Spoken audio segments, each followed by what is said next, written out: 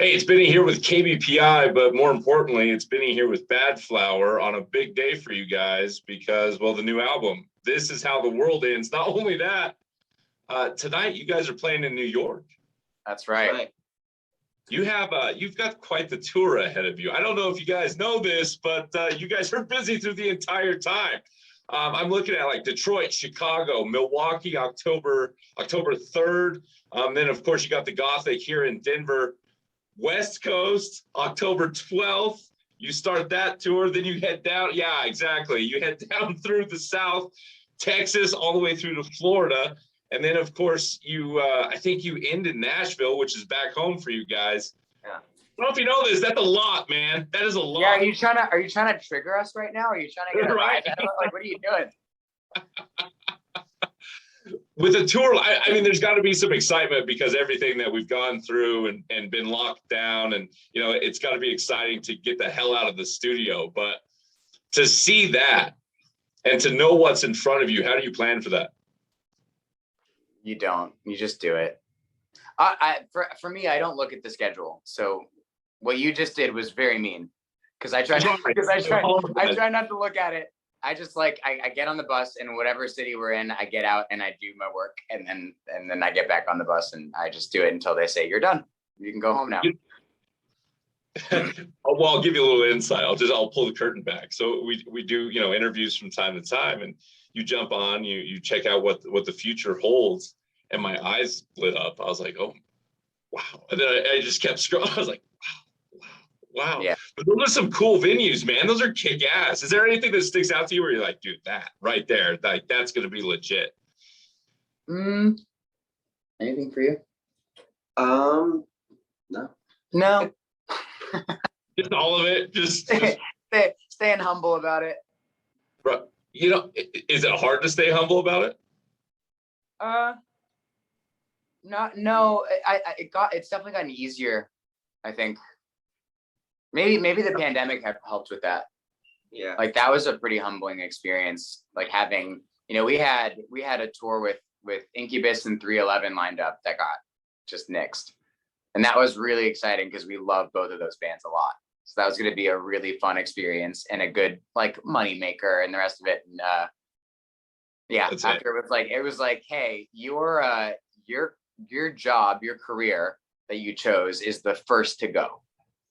So if anything goes wrong, before anybody else, tours are canceled, shows are canceled. That's the first thing to go. And that's kind of humbling. So I guess we just I don't know, try not to think too hard about it and just appreciate every moment. Let me have you think hard about something. Doing it. Let me have you think hard about something right now, though.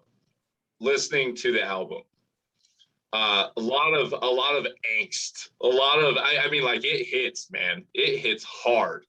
Is that just who you guys are, or would you say that some of that is, we all went through tough.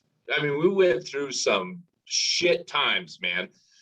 To come out of that, was that part of it, or was that just who you guys really are and you're getting back to it, or what was that? Where does that angst come from? Where does the Well, who we are changes daily, changes by the minute, just like any other person. I mean, if you have a bad day, you have a bad day. You react in that way. If you have a good day, you react in that way. I think the way that we write is just very much from the perspective of any human. And so they wouldn't make a lot of sense to have just an album that was one particular way or one particular theme or anything like that, because that's just not how life works. That's not how people are. It's not how I am, that's for sure. So the highs are really high, the lows are really low, because that's how it feels to be alive. I was told once that good music comes from strife. Good music comes from, trying times. Would you agree with that, with coming out of this, that you're like, you know what, that's what's going to come out of this is good music? Yeah, I think there's going to be a lot of really good music coming out of this. I think I've said this before, but I feel proud and kind of honored to be among the artists that have released music that was written during this pandemic, because it's almost like its own genre of music now. It's going to be a big Spotify playlist, pandemic albums or whatever. It's just songs that were written in that time, because they're going to be very unique songs. Like they don't have to be about the pandemic, but just the overall energy that everybody felt that we all shared. And now here you have all these artists who are like creating at this time, who are writing music at this time. And it's like, that's just a really cool thing to be a part of. You 100% nailed that. Yeah. Yeah.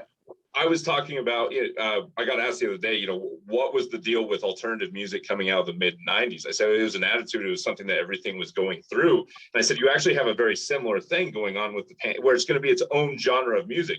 There's actually going to be probably in 20 years, going back to the Pandera, pandemic era.